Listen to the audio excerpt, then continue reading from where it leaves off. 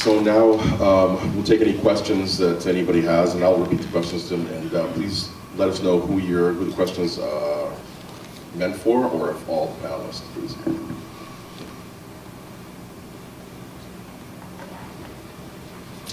Okay, well, I have a question. In terms of, there's a lot of thought that in terms of talking about men's issues, you're somehow denying women's issues, and that's sort of a misunderstanding. Anybody want to address how they feel about that, or how they address that question? I'd actually really like to, because I think I'm kind of like a tough girl. And I believe that in order to deal with the men's issues, we actually have to elevate women. And that's from teaching women that they can be self-reliant and giving them, having life goals. Because what we have happening, I see now, is that instead of there being true equality, it seems that men are subsidizing women who choose not to elevate themselves. And I think we need to see more of that happening. We can't expect men to be a parent to a woman, someone that's the same age. I feel like we live in Canada, I genuinely feel like I have a brother and a sister, and we went to the same schools, we went to the same grades, we had the same teachers, and we all had similar opportunities, and we've all achieved what we've chosen to achieve out of life. And I don't feel that me or my sister or my brother could have, I don't feel that any of us were oppressed being raised in Canada at all. So it's really about true equality, everybody having equal choice, equal ability, and bringing everybody up, and everybody has the chance to contribute. I believe we all should be contributing to our own well-being. I mean, as parents, we both have to contribute to our children. That's financially, that's emotionally, that's all that has to happen. But as adults, we kind of reach that 18-year age, and I think men and women are equally responsible for their own well-being. Excellent, thank you. Anybody else want to answer? Well, I think, there is this kind of zero-sum thinking going on that the moment that you do something for a man or, men as a group, it takes something away from women. And, often that is totally not the case. Sometimes it absolutely is. You can't cut the baby in half. One of the most interesting things that I read recently in mainstream media, I think it was an article with the Telegraph, the Daily Telegraph or the Guardian out of the UK, and it was this massive sympathetic, essentially a sob piece about women who were in the agonizing position of having to share custody equally with the fathers of their children, right? They were heartbroken. It is absolutely agonizing for these women. It's like torture that they have to hand their kids over 3 days a week or something like this to their dads. And I'm thinking to myself, like, how on earth can you write a piece that shows 50-50 custody, equal custody, as being a victimization of women? Well, of course you can, because it makes some women cry. And that's about all it takes to view an issue, view that man as victimizing her because he's forcing her to share custody of their children. So, I mean, like, it's very, very easy for women's advocates to present men's advocacy as a victimization of women, as taking something away from women. Sometimes that is indeed the case, even though we're just being fair, right? You got a sandwich, you cut it in half, you're supposed to split, one piece for each, right? And she wants to hog the whole thing, and then you take one piece away and she gets upset. Well, in my opinion, those women should probably pull up their big girl pants and try and put themselves in the position of men, mostly men, who have, the best that they can dream of is 50-50 custody, right? I've talked to men from down in the States who spent $250,000 in court. They would not have gone to court if their ex-wife had allowed them access or was a fit parent.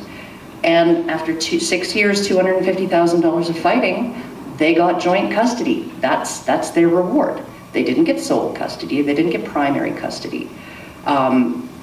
They got joint custody. So, I mean, look at what men have to deal with in these situations. You think that men aren't heartbroken when they can't see their kids at all? Or maybe they only get every other weekend? Do you think that's not an agonizing thing? So, I mean, this is really where we're at, I think, is that ability of women to harness the sympathies of others and the compassion of others, women's advocates, right? On the part of women who are getting a much better deal than the men around them. So, you know, there you go. I think that's a huge part of it. Yeah, okay, go ahead. Thank you. I think part of it is also that from the institutional level, like right through the education, we brainwash women to believe that they're victims when they're not. And it's just like some guttural reaction, but I think I encounter it and every day with my, volunteering as an executive on CAPE, because I'm approaching and I'm doing all the cold calling and like making this conversation and doing the outreach for CAPE. And just for me, like I feel like I can be fair to people, and I'm willing to listen to women, but for me to suggest otherwise, that in some situations you're not a victim, it's like I'm blaspheming against something like a religion, and it's like their most holy feeling, and it's just doesn't make any sense sometimes. And it's like I feel like I'm pointing out the emperor doesn't have any clothes. It's like it's so obvious that in some of these situations, like it would be better for the woman not to believe they're a victim, like that they have agency or power in that situation, and it's just polluting them. And I don't know, I'm just going to deal with it one circumstance at a time, like, and try to be myself and tell women, these are your options and they're not that bad, and you have some control over your environment in a situation, and we're living in Canada, and there's really no need for you to wallow in that. But sometimes, like, as soon as you get to university, like in the academia and institutions, like it's very institutional, the sense of victimization of women.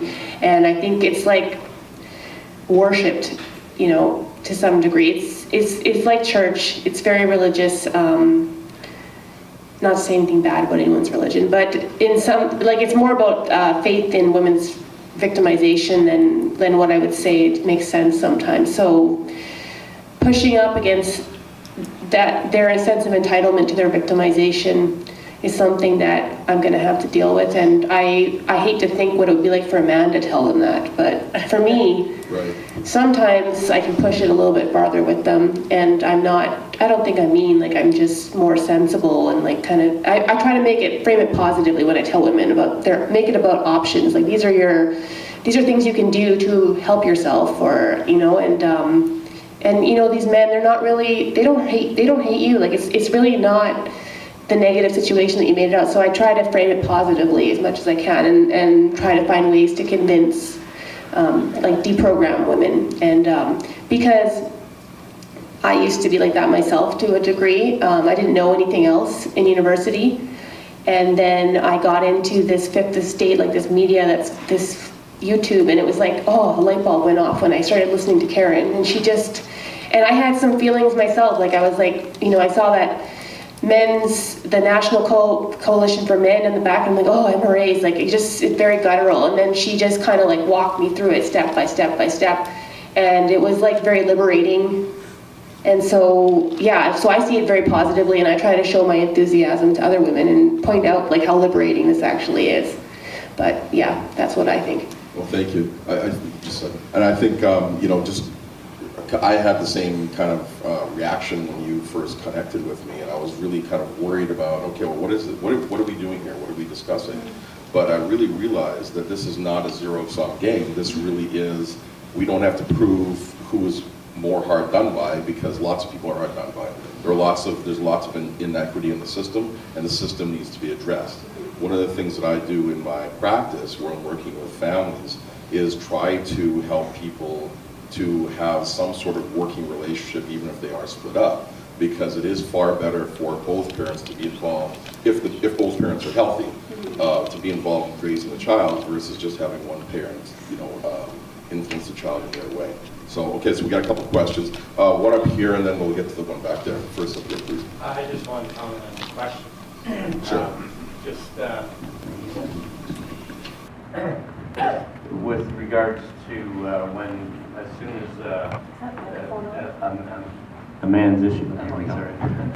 As soon as men are talking about the issues and how it may be affecting the women's organizations, I mean, something that Karen alluded to, in the same way, she's speaking for men based on the way the inequality of the situation between men and women.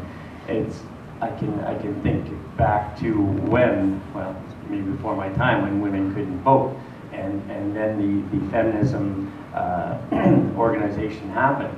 Well, what took it to be successful was men getting involved in supporting feminism.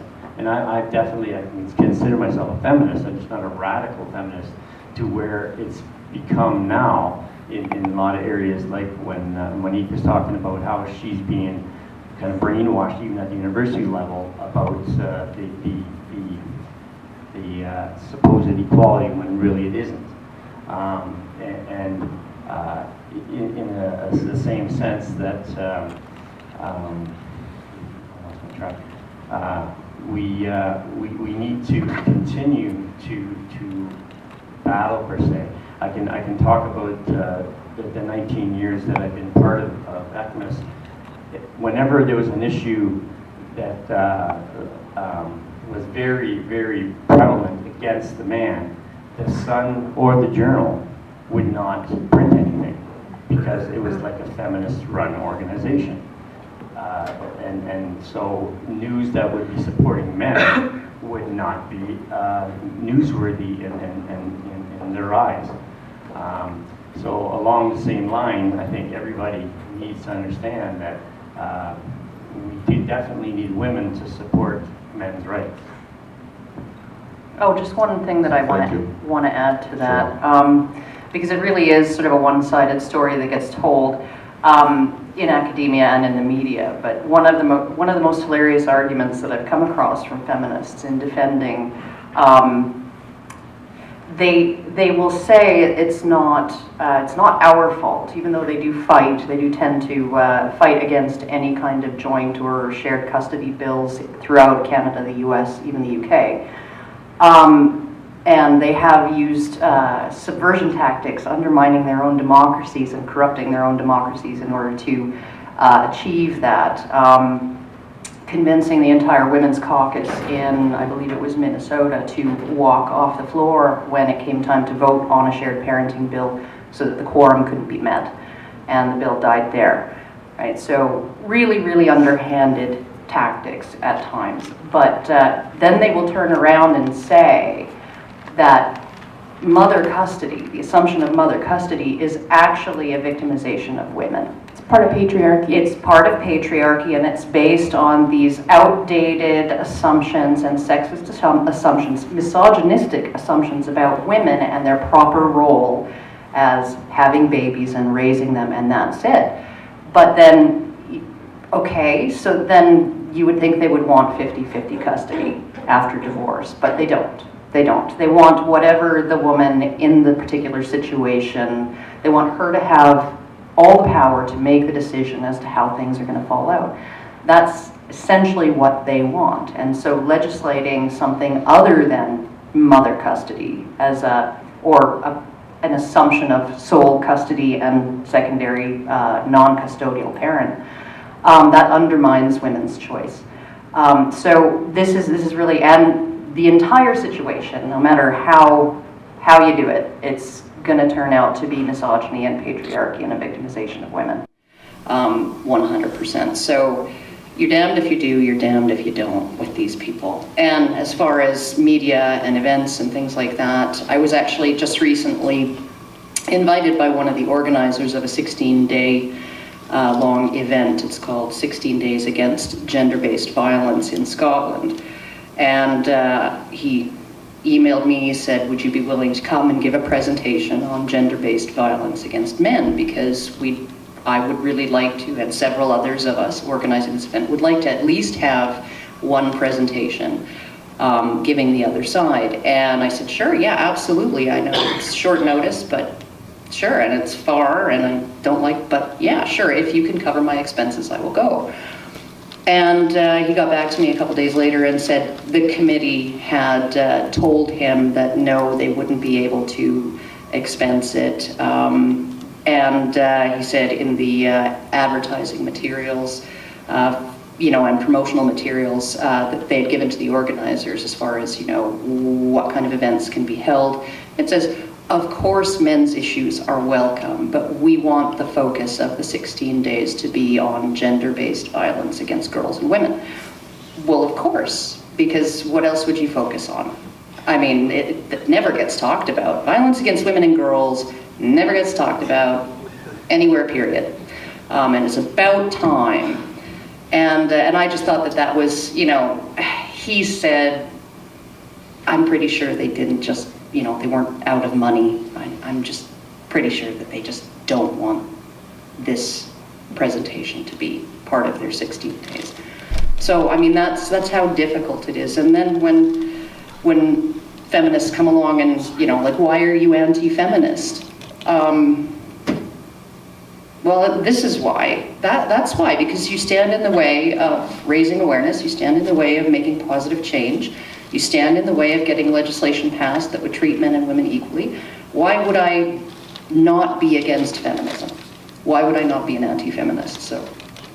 Yeah, thank you. No, I think we're going to have a question back there. I think open discourse is how we move everything forward. We have to be able to talk about everything. Nothing's off the table in order for us to really have any kind of movement or growth as a culture or a society. So. Yeah, no blasphemy laws. Right. Everything is open for discussion. Question back. There was a question back here first. Today. This question is for you, Dr. Ferrance. Sure. All my question is here. In Canada right now, we know that the laws of divorce set it up such that the only way a fellow can escape that and have equality is to simply choose not to marry, not to be involved with a woman, but to adopt a foreign child, bring them back, hire a nanny. The same could be countered, I guess, with respect to this lady here, as it would apply for the women. So to follow the same course. So my question is this: if we recognize that's totally insane, but it's a logical way in which to protect there, how do we get more women to simply advocate for equality? Because we have a few, but a few doesn't change the status quo in this country.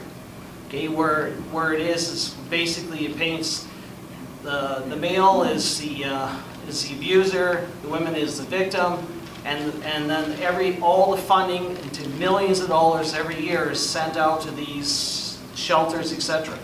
So what needs to happen for the women as a group to change the status quo so the politicians restore equality that was taken away in 1982?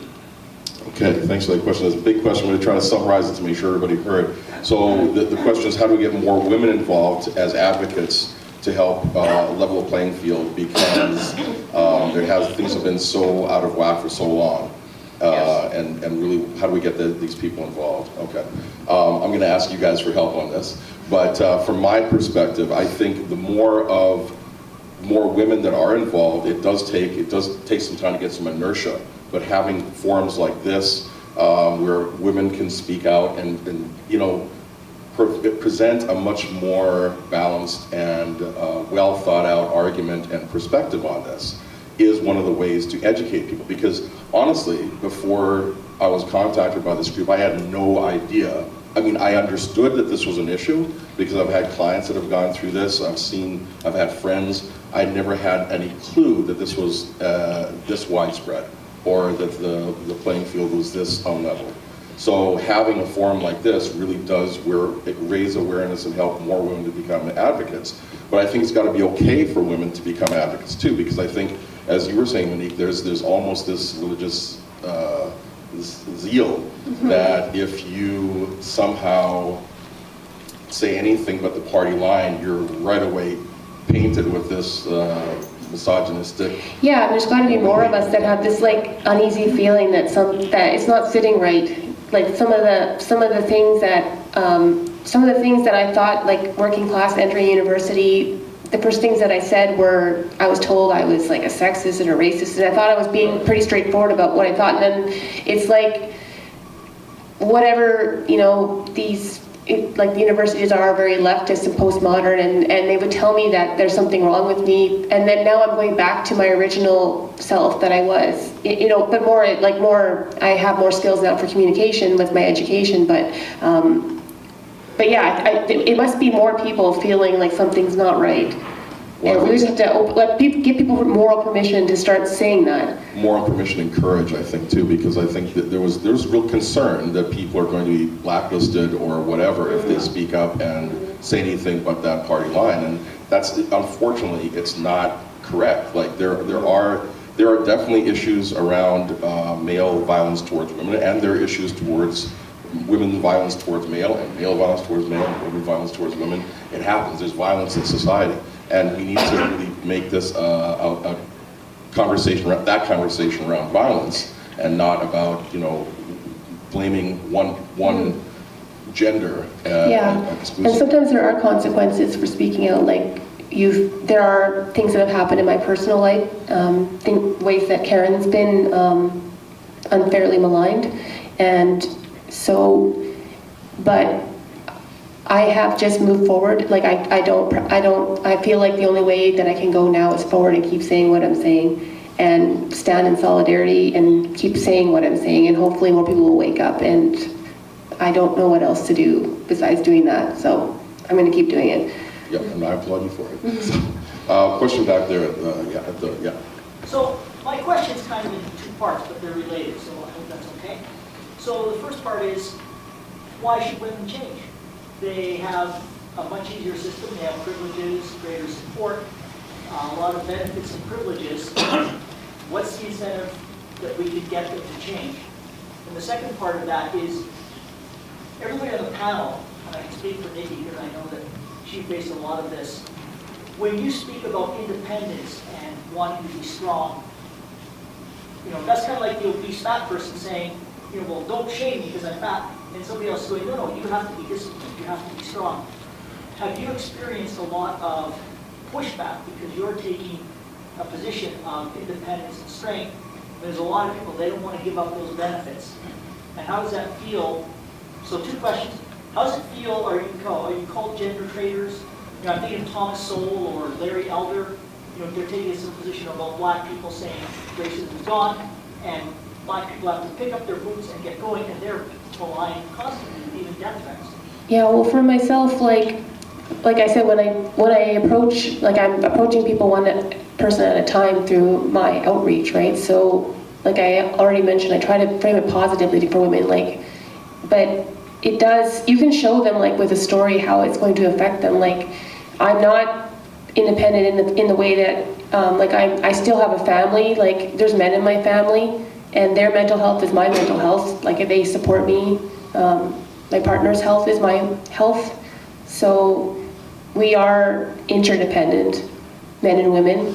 We always have been. And I think, yeah, just being, like, I feel like just being honest, like, and like I said, like it's been really rewarding for me to find my agency and kind of deprogrammed as a professional victim. So there is benefits to women. It's a lot more liberating to believe that there's something you can do to impact your environment, and that you don't have to sit there like a feather in the wind. I mean, that doesn't feel good at all. So there's lots of benefits for women. It's just a matter of explaining that to them. I do want to add, you know, when I was asked during an interview this summer, do you think it's that feminism makes women unhappy, or is it that unhappy women are attracted to feminism? And I essentially said it's a little at column A and a little at column B, I'm pretty sure. But when you think about what what they're teaching in women's studies, what they're teaching in all of that stuff, that when they are sort of inculcating that into the worldview of women, and so you're essentially teaching women that everybody's against you, everybody hates you on some level, the entire society is weighted so that you will have to work twice as hard as any man to get to the same position, and all of those cannot be very happy messages. And I think when those messages, because sometimes women do have to work harder in some ways, sometimes men do, sexism still exists, but when it's not true, in a situation where it's not true, to tell a woman that, particularly a young woman who's making choices about the rest of her life, I believe that is abusive. I believe that's absolutely abusive. It's every bit as abusive as if you were a door-to-door alarm system salesman and you intentionally targeted the homes of old 80-year-old women whose spouses had passed away, who were living alone, and then you fed them a whole bunch of phony statistics about how dangerous the neighborhood is, just so you could sell them, and they will let you abuse them, pay you for it, and thank you for it. And that is just absolutely, it's unscrupulous, exploitive behavior. And that is what, one of the ways that I think it's really, really harmful to women. There was a website out, there's a website out there that called interview.io, I believe. And what they do is they actually work people through the interview process when they're trying to get a job as a programmer or a coder. And it's called a whiteboard test, and you speak with somebody online, and they ask you to write some code, and that'll do a specific thing, and you're talking while you're doing it. And they wanted to find out why they had such a high dropout rate in their service with women. You know, by the time, when people enter it, it's about 20% women, and then it's very much more skewed in terms of favoring men by the time, that's completed. And so they used voice modulators to conceal, and they sort of switched it up. So sometimes the man's voice was modulated to sound like a woman, sometimes it was modulated to sound like a male modulator, right? So none of these, the interviewers could figure out whether it was a male or a female that was, and they found that women, interviewees who sounded like women did slightly better in both cases, whether they were a female interviewee or a male who had been made to sound like a female. So they were getting a little bit of a bonus. And yet they had 7 times the attrition rate. By the time they had, first bad interview was 5 times higher to just drop out of the program and give up, right? Second bad interview, twice as high, right? So, I mean, they had a massive hemorrhaging from the pipeline of these women. Well, what do you expect when you tell them that, well, it's because the system is sexist against you. It's never going to let you succeed, and it's all based on something about yourself that you can't change. Why would you keep trying, right? And why wouldn't a man keep trying even if he sucks? Because the good old patriarchy is going to kick in and privilege him no matter how bad he sucks.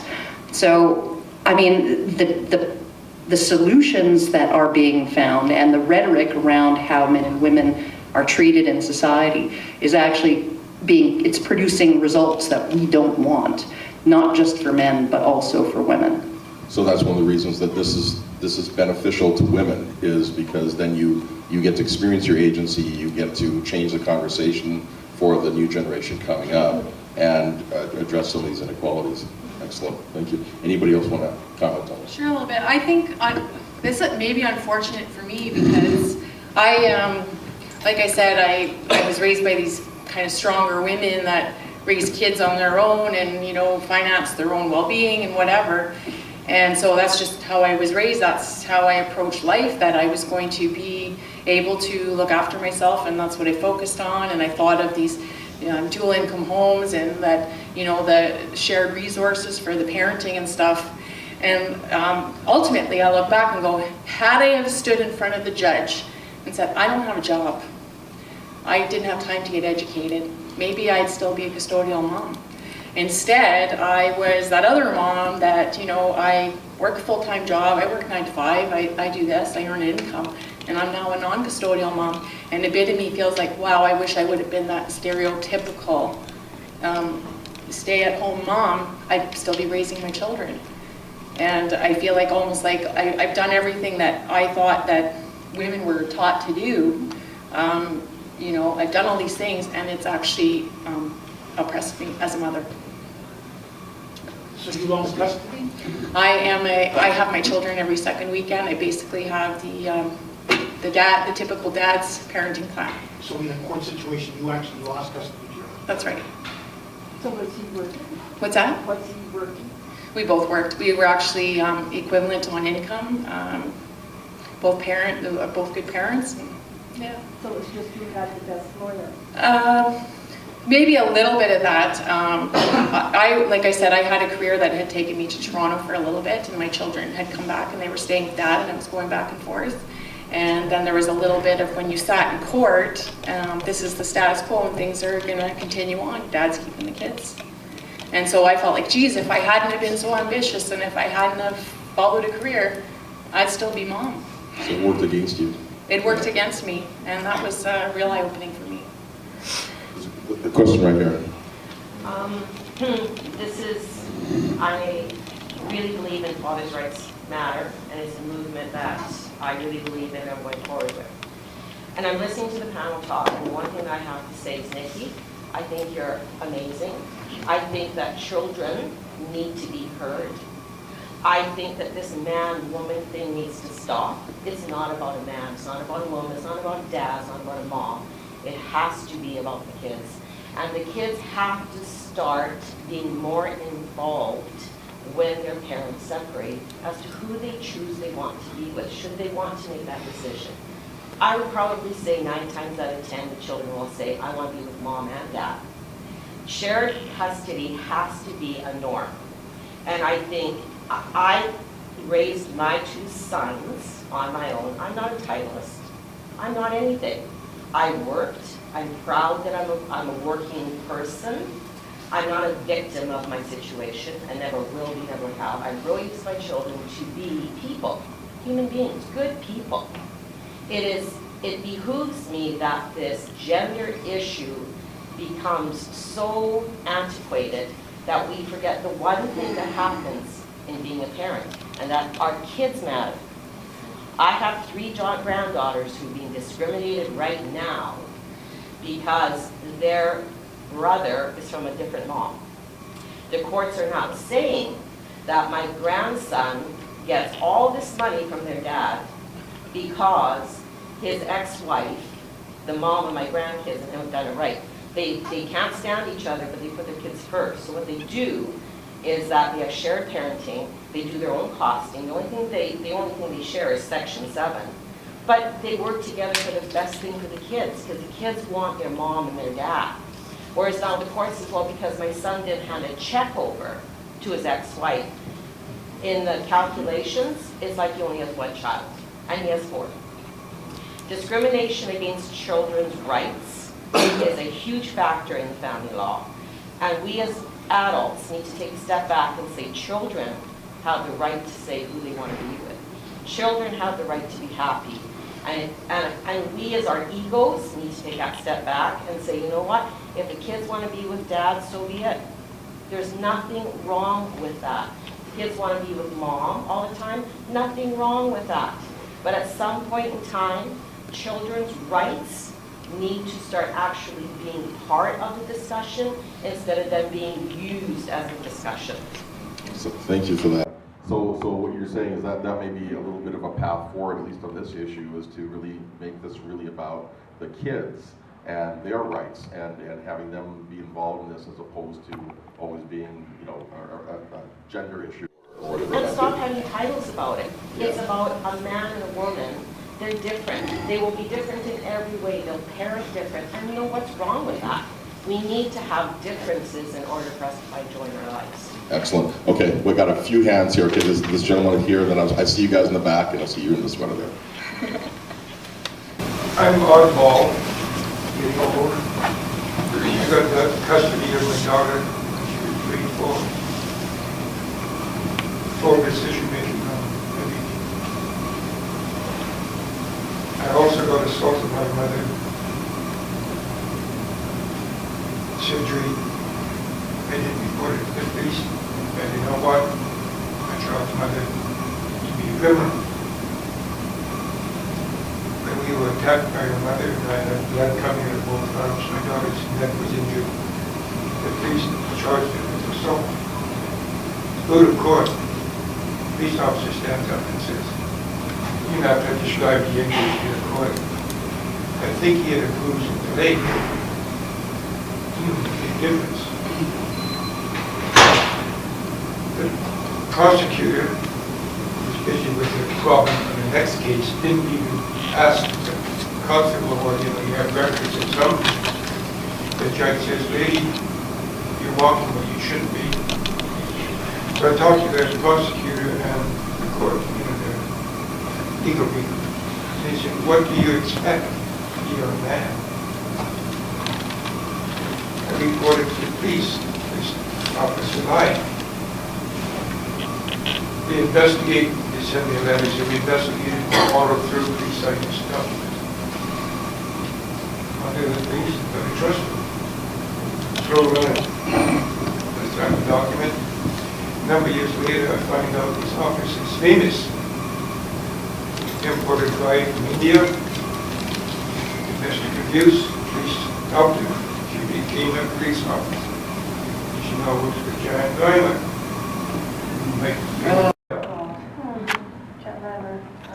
And I go back to the police after a number of years. I say, I'd like to get my records back, reporting this and the investigation and the follow-through. I said, well, men police officers might have some domestic problems too.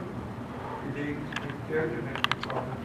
I put in the book today, I punish someone. So this officer, the videos of everything. So I applied to get the record. No, we can't find it. And that would be seen the next afternoon. And I'm totally frustrated. There's a disease called, keep forgetting it. The boys coming back from Iraq. PTSD? Post-traumatic stress disorder. I wake up in the night sometimes just stressed out because I've done so much wrong. I got custody daughter and I just runs down here and says, my daughter, she only has blood. I go to somebody, it's alienation. I don't know what to go to. I got real bad lawyers. I got a new lawyer, I'm hoping it's great. But site after meeting said, I think he's this. So the lawyer and the mother, $18,000 for a couple of years. And I go to my lawyer and said, this. When you have proof, but there's the signed documents where the previous lawyer said, can't something be done? But nothing. I get no direction. I think this is the frustrating thing about this type of situation is that there's unfortunately many stories out there like this where you do everything right, you think you're doing the right thing, but then you get screwed over by the system in the process. Well, I did make some mistakes. Yeah. Like the parents of the daughters told them they were 5 and 6. Why did you hide your mother? I don't know. She was broken and very good. She's a millionaire now.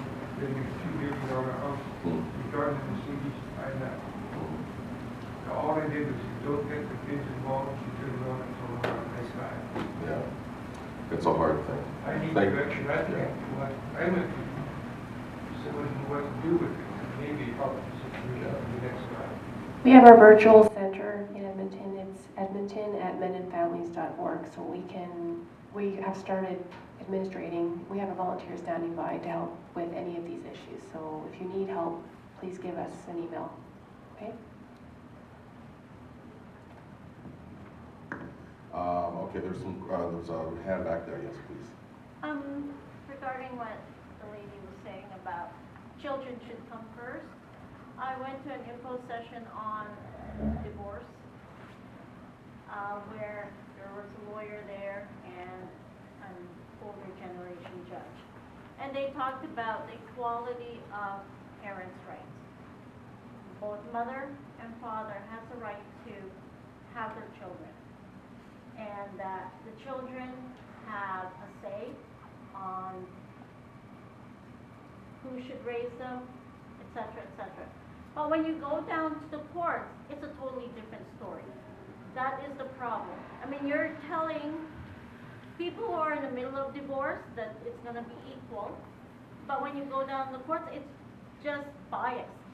Now, in regarding to Nikki's situation, when she was younger, it was it called a high conflict. So what they ended up doing is giving lawyers to the children.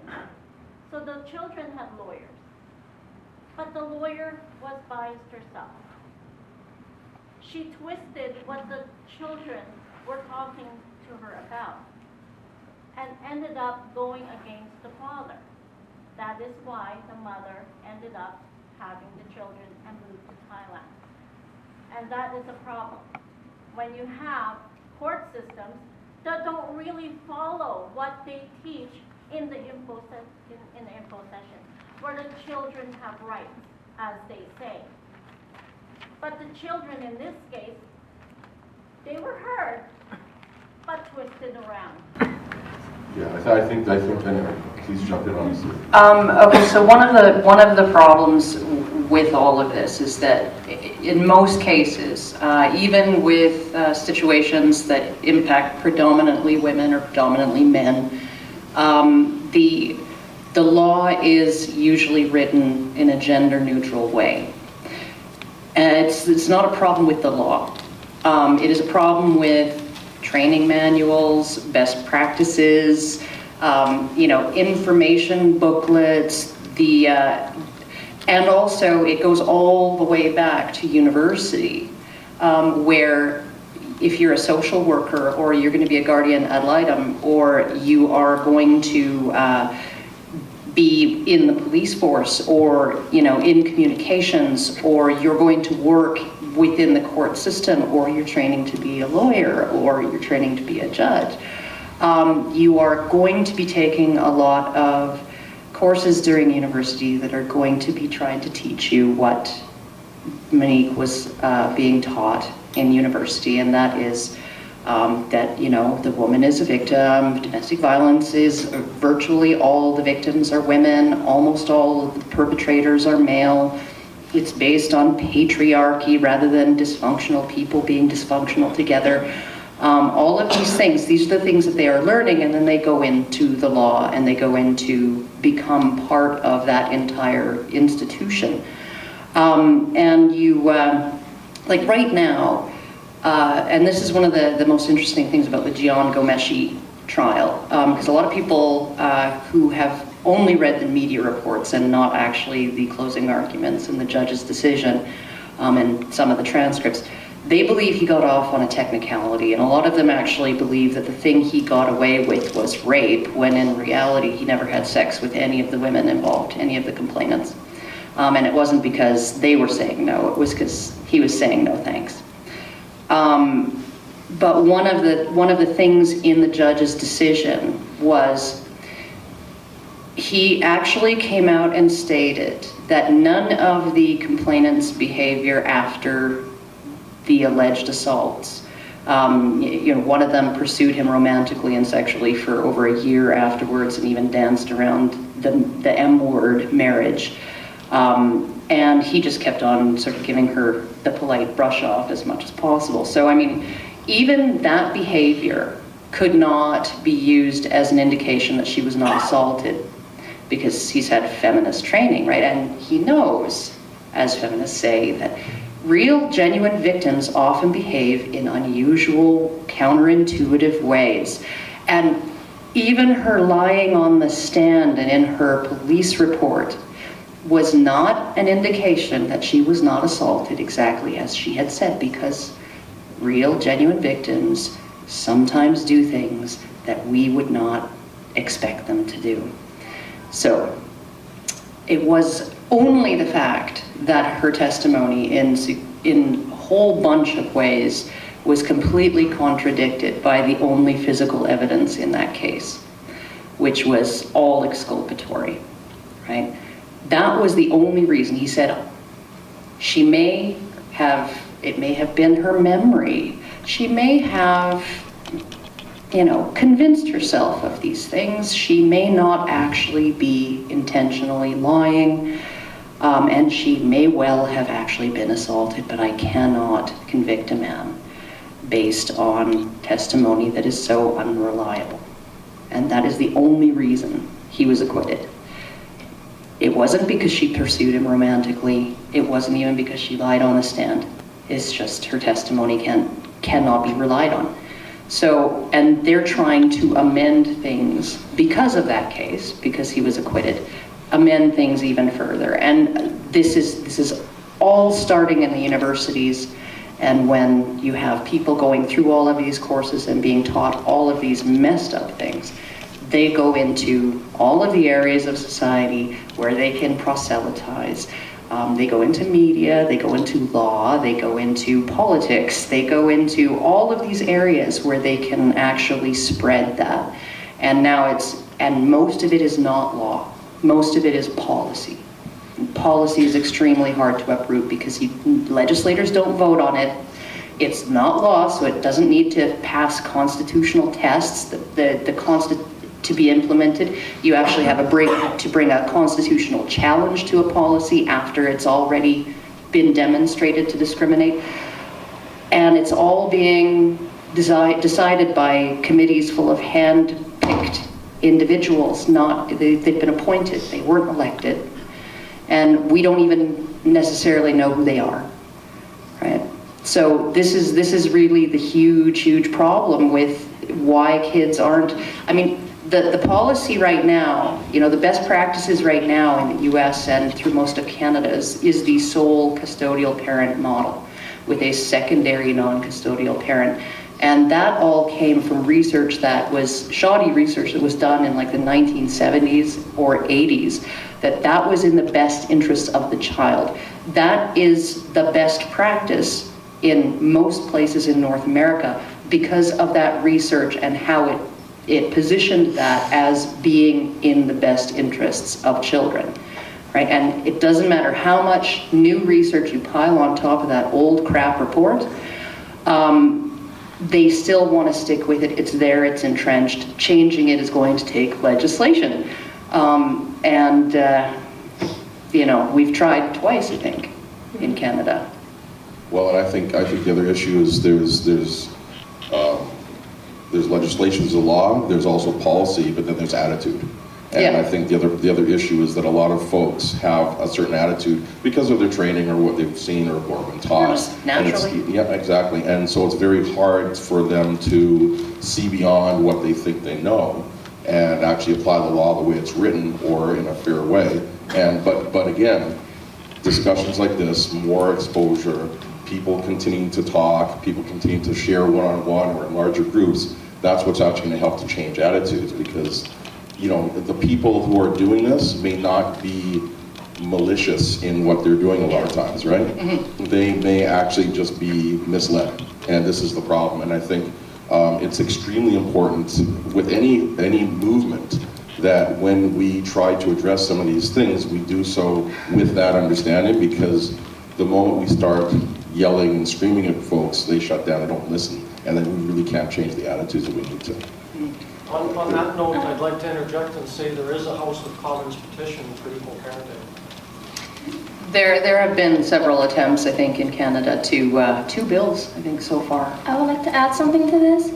By threatening these people to do these things, they might not intentionally, but they could actually do a horrible amount of damage towards the relationship between the child and whatever parent that they are twisting the words into.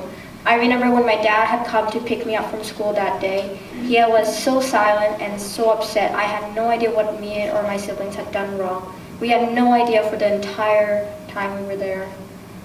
And then finally he told us, and we finally figured out it was a lie. We were able to fix that, but there are so many families that may not actually get the chance to fix that. Absolutely. Thank you, Nikki. I think we're here. First of all, I want to thank you all for sharing your time and your knowledge. I really appreciate it. I really appreciate the idea of what we can do to make things better, particularly from the youngest member of the panel. The ideas that my children are growing with, I have a 35-year-old and a 33-year-old, and my 33-year-old daughter just had a child. It's fascinating to watch her educating her son on the various roles that she figures he should fit. I'm fascinated from the point of view as a parent, I'm fascinated from the view as a grandparent, but moreover, how do we make society more equitable? What can we do when we, particularly as men, I mean, I'll speak for myself, for me as a man, what do I do when I talk to other people, women and men, and I want to go, can you please accept your responsibilities in what we have created? We've all done this together because I get dumped on by every side. And eventually, I don't know about other men, myself personally, I find myself becoming quieter, and quieter. I wouldn't say I'm MGTOW, but I'm definitely headed in that direction because there's no space for me within society. I feel myself being pushed out towards the margins. And I don't know. So I'd love to hear all of your opinions. What do we do to make it better? How do we get more equality? How do we get people to accept their own responsibility for what we all created? Well, we have CAFE. It's been organized for a few years. We are gaining traction. It is a nonprofit, so I don't think there's any other nonprofit that does from the national level what we do. So that's like the first place, like we're here, right? So we're having this conversation, so that's what we're doing. Anyway, you can sign up for our email list. The small things that you do to contribute, it's going to build up over time. So just, yeah, I just take it day by day, and we do have something organizing now. So I think that's the first step. I'm specifically looking for information for me as an individual. What do I do in conversations? In conversations. I'm looking to change opinions. I'm looking to... Okay, so... Just a second, Kara. There's one gentleman back there, I think he has an answer or a comment, and then we'll hear from him. Thanks. Oh, Nick. Hi. Yeah, no, you want to know what you, on a societal level, individual people understanding their own boundaries and enforcing those boundaries, because that's the nature of this widespread inequality is that a lot of people don't understand. They feel, without even realizing it, they transgress personal boundaries of a lot of men and a lot of women. And so teaching individual agency and teaching people to, if you know, to not participate in relationships, either personal or professional or otherwise, that cross your personal boundaries, right? You know, like MGTOW, going your own way, saying no, I'm not participating in this. This isn't for me.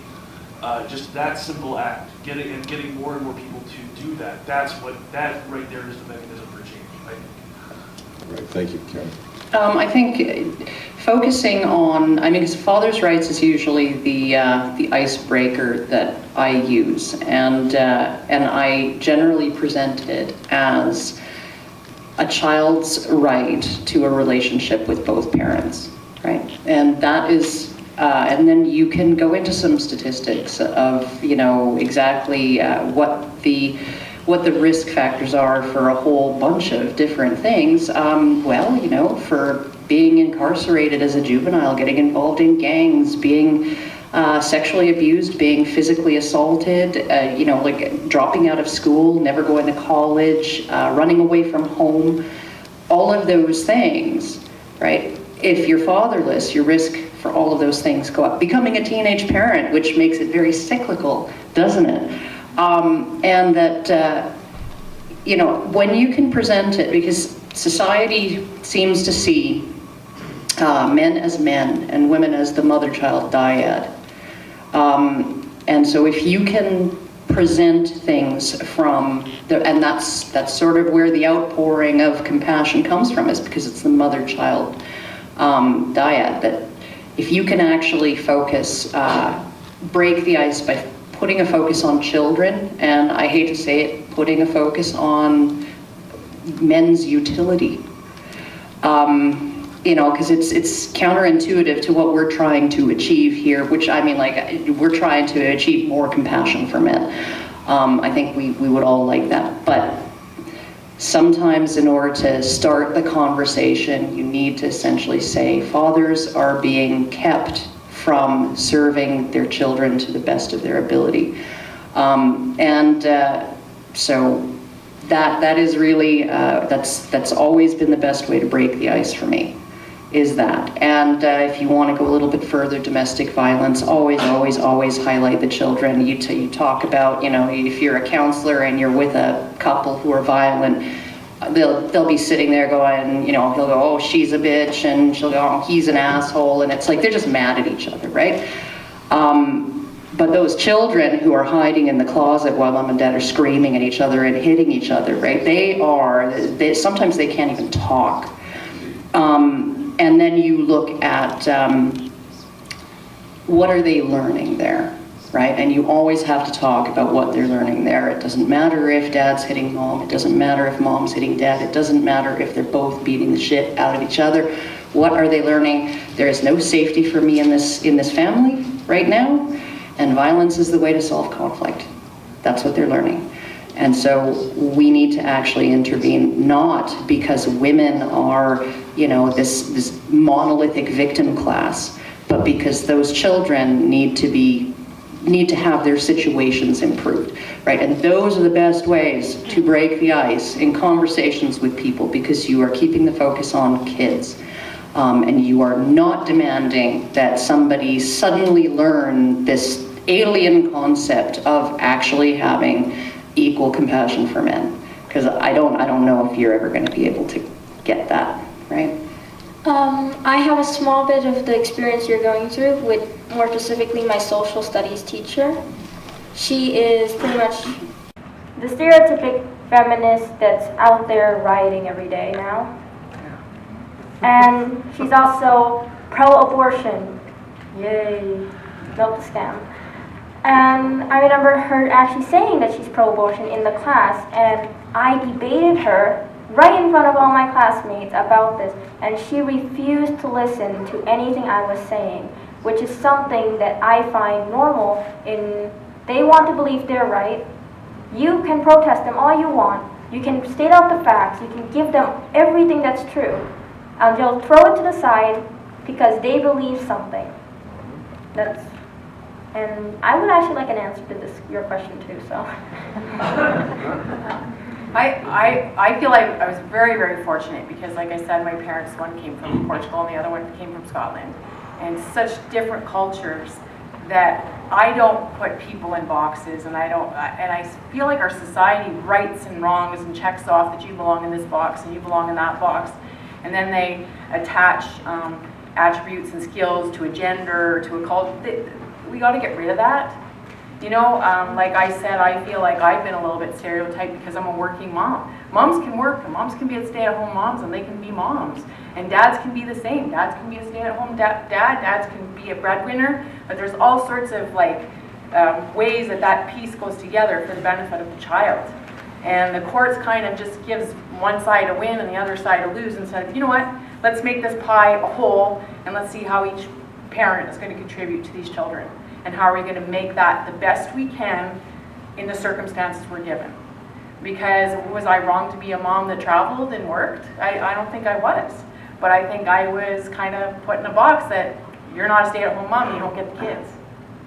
And I don't think that was fair either. And I think that men get put in that. Oh, Dad, you work out in Fort McMurray, you're not home, so you're not going to get the kids. And you're going to, instead of, you know what, there's been a transition in our family, and now we're going to figure out how this new role is going to be. And there's always this thing, we're going to go with the status quo. It's not status quo anymore. The family's changed. And now how are we going to make this work for the kids? Yeah, find a different way, yeah. And I'll just throw in my 2 cents here too. So for me, what I find the way to impact people individually is to a lot of times bring the energy that's missing. A lot of times there's a lot of anger or frustration or closed-mindedness, as Nikki was saying too, right? It's you know, it's really unfortunate your teacher is that closed-minded. But you know, we have to practice open-mindedness as well. And if we understand, it's like, you know what? Tell me why you feel this way. But do you know me? Like, get to know me. How am I? You know me, and I'm a man. Am I like this? Do you know other people who are men? Are they like this? Sure, bad men exist, bad women exist, bad people exist. But when they get to know you as an individual, and you can use your life as a bit of an example, that I think opens a lot of the doors to have that thing change one person at a time. That's my experience. Yes, sir.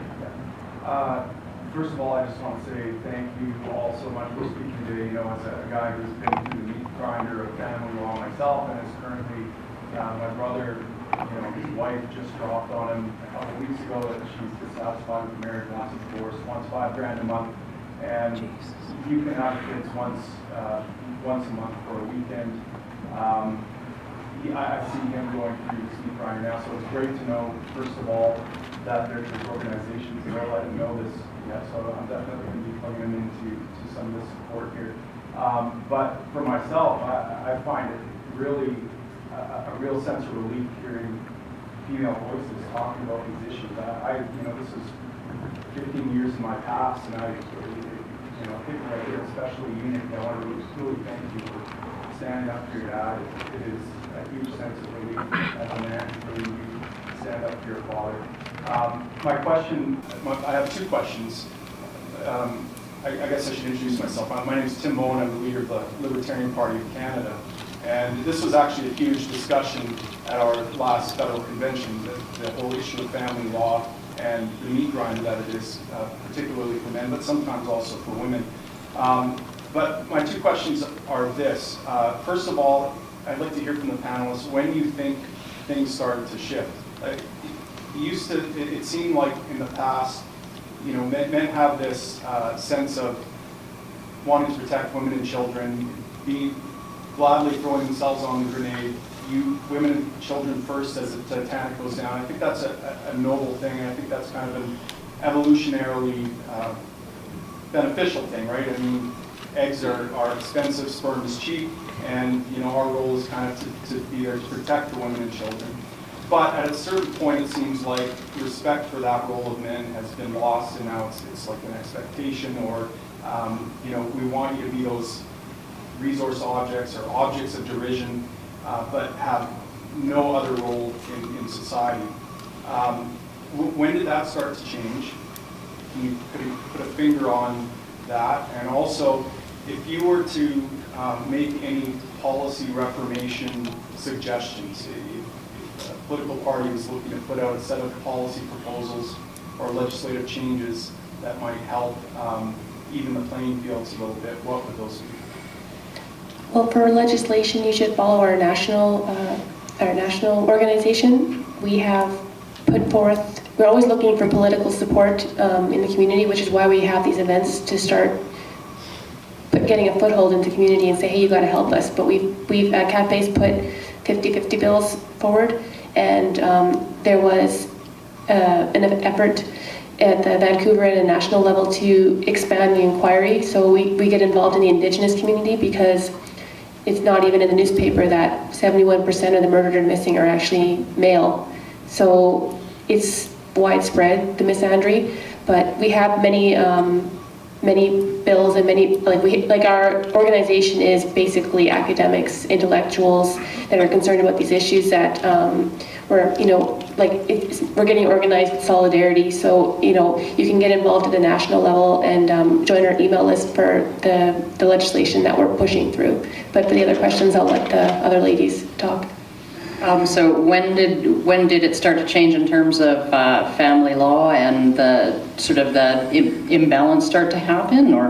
Yeah, I guess I'm hearing over and over again, there's kind of been this cultural shift, right? So I'm almost hearing that the problem isn't so much the law or the system as it is the ideologues that come into that and then use the system as a club to advance their ideology. Was there a start to this ideology? Can you put that shift, or? Changes in the social contract between married men and married women started changing in about the 1830s with the Married Women's Property Act in the UK, and then they had a further Married Women's Property Act a couple of decades later. And then they had the Custody of Infants Act, which is it was essentially, that became the legal norm in most Western countries that follow a tradition of English common law. Was now mom gets custody by default, and that was actually a mother's preference law. It was based on in the law, the belief that small children belong with their mothers. Now, most of those things have become gender neutral now because they have to. But some of them still actually exist. Dower rights still exist. Those were part of the coverture, the system of laws that governed husbands and wives.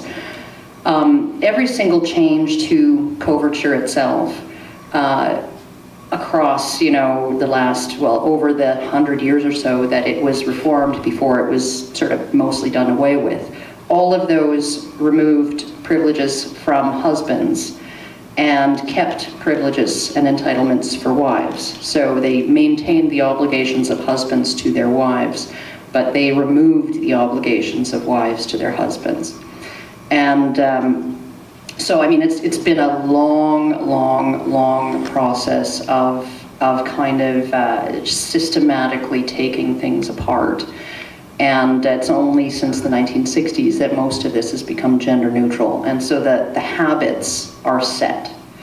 And then in the 1960s, of course, we got patriarchy theory and male privilege and women's oppression, and all of that entered into women's studies courses in universities and started to inform law. And so now it's all sort of on the most of it's on the policy end of things,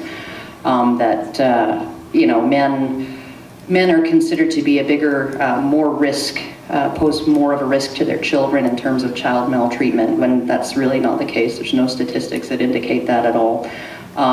Same with domestic violence. There's no statistics that ask both men and women the same questions that indicates that men are more violent than women within their relationships. So, but the beliefs, right, of this sort of patriarchy theory and all of the red-headed stepchildren of that theory, which would be the Duluth model of domestic violence and patriarchal models of sexual assault and rape culture and all of this stuff, right? Those are all entrenched in academia, and those are all sort of taking the place of the actual statutory special privileges of women. Now they get policy special privileges in many areas. So. I think one flaw in the system, I was just thinking about this the other day. We step into a courtroom, right away both parents get sent to a course, parenting after separation. The system itself is adversarial. It's who can tell the best story, and that happens. But one thing that never happens is the children are now going to go to a course for children parenting after separation. The children aren't getting help. The children aren't learning to express how these things. So the court system becomes an adversarial, a win-lose approach, rather than let's take this back to the children. As she was saying, let's take it to a kind of more social aspect. Let's go talk to the children. Let's get the children to learn how to deal with this new situation, and let's start hearing what the children need, and then rebuilding the family or separated family unit from there. We're building it the wrong way. And just a second. Saying it, though, you somehow have to isolate the children from adult problems, right? Yeah. So I understand the children is center focused, but getting the children involved in court matters, I don't necessarily agree with, because I think what happens is adults should be educated on coming to some common ground, some equal ground that is best for the children without necessarily the children being involved. But I think I guess what I was saying is that, to me, the hole in that is that the children aren't getting the support. Like, as parents, we're going into the courtroom and we're trying to do all this stuff, and we're legislated to go take these courses before they, but where's the support for the kids? I think that should come from the parents. Well, Not yeah. the boys. It's kind of hard and- to get support from the parents when they're fighting. Well, this is the issue, and unfortunately, we're running out of time, so we do have to sum up.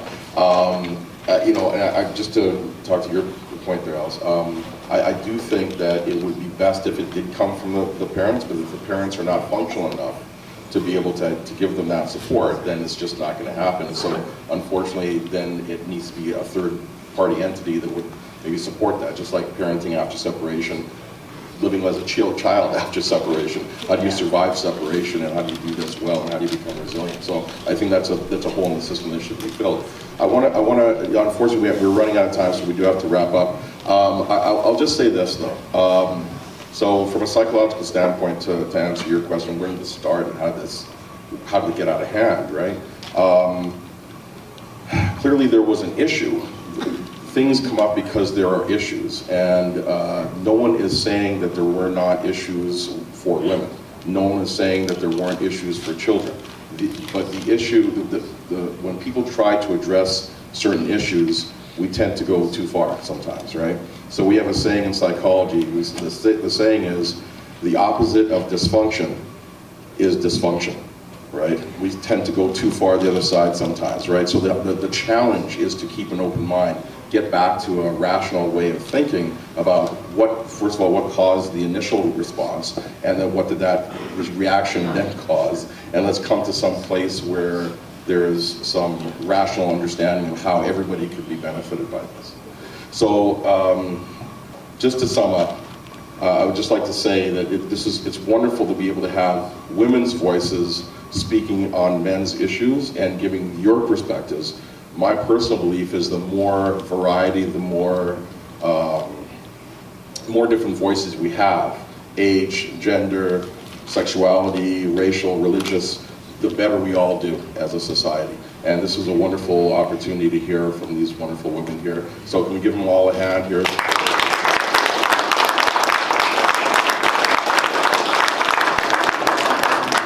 And we have one last comment to wrap up. Go ahead, Nikki. I've actually got a small blog called Kids' Rights that I had started writing around the beginning of the divorce. I had stopped writing during the time with my mom in order to her to not find out, as I knew I would be in a huge amount of trouble if she did. But I do plan to start writing again within the next few weeks. So if you could all check that out, that'd be great. It's pretty much just stories about how children have also suffered through the problems with their parents and how this can affect. And sometimes sometimes it adds things like how parents could be better to do something like this. Thank you, Nikki. And thanks a lot for coming. I appreciate